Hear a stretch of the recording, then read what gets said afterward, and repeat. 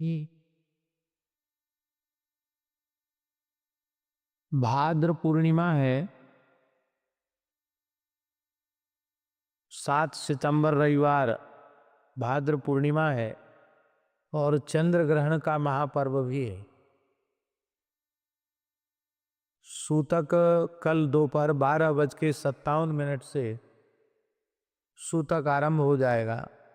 मोटा मोटी समझना चाहिए कि 12:30 से सूतक का काल आरंभ हो जाएगा। वैसे 12:57 समय है, लेकिन अपने को 12:30 से मानना चाहिए, जिससे कि सूतक के पूर्व की जो तैयारी है वो 12:30 तक कर लें।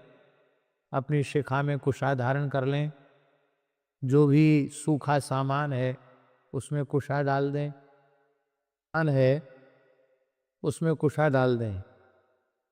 और सूतक के काल में जो रुग्ण हैं उन रुग्ण को, रोगियों को फल जल आदि ले सकते हैं, अन्न नहीं लेना चाहिए।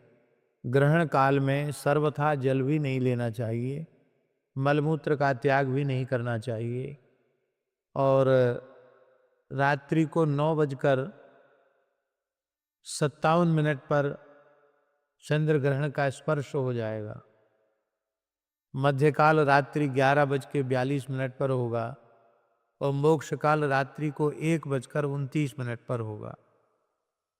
तो ग्रहण के स्पर्श से अर्थात रात्रि को 9:57 से रात्रि को 1:29 तक एक आसन से बैठकर अपने गुरु मंत्र का जप करना चाहिए। जो उस काल में गुरु मंत्र का जप करेंगे उन्हें पुरुषचरण का पुण्य प्राप्त हो जाएगा। जिस किसी भी मंत्र का जप किया जाता है उसका पुरस्करण हो जाता है। तो यह ग्रहण का काल अत्यंत पवित्र काल है। इसमें शयन नहीं करना चाहिए, भोजन नहीं करना चाहिए, स्त्री का स्पर्श नहीं करना चाहिए सकाम भाव से। स्त्री हो पुरुष हो सबको सावधान होकर के साधन करना चाहिए, क्योंकि ग्रहण काल का पुण्य अक्षय होता है। सर्वम गंगा समम तोयम सर्वे व्यास समाधिया। सारा जल गंगा जल के तुल्य हो जाता है और सभी ब्राह्मण वेदव्यास के तुल्य होते हैं। इसलिए स्पर्श के काल में पूरा सिर से स्नान करना और मोक्ष के काल में सिर से स्नान करना आवश्यक हो तो मध्य में भी स्नान किया जा सकता है। बहुत से लोग तो जल में ही बैठ कर के पूरा जप करते रहते हैं, लेकिन जिसके शरीर की जैसी सामर्थ्य हो, स्पर्श काल में एक बार स्नान और मोक्ष काल में स्नान।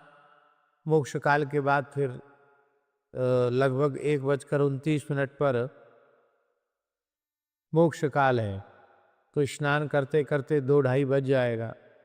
फिर ब्रह्मवेला आ जाएगी, तो अपना नित्य नियम शुरू कर दें और नित्य नियम के बाद फिर ठाकुर जी की सेवा पूजा सवेरे 4-5 बजे ठाकुर जी की सेवा पूजा शुरू कर दें। शयन नहीं करना चाहिए। उत्तम पक्ष यही है कि ग्रहण के मोक्ष स्नान के बाद शयन नहीं करना चाहिए। शयन करेंगे तो फिर दूसरे दिन चढ़े तक सोएंगे, तो किया कराया सब गुड़ गोबर हो जाएगा। इसलिए फिर रात्रि को शयन नहीं करना चाहिए। 1:30 बजे के बाद स्नान करके अपना नित्य नियम करके, क्योंकि ग्रहण के बाद बहुत कुछ आवश्यक शुद्धि भी होती है।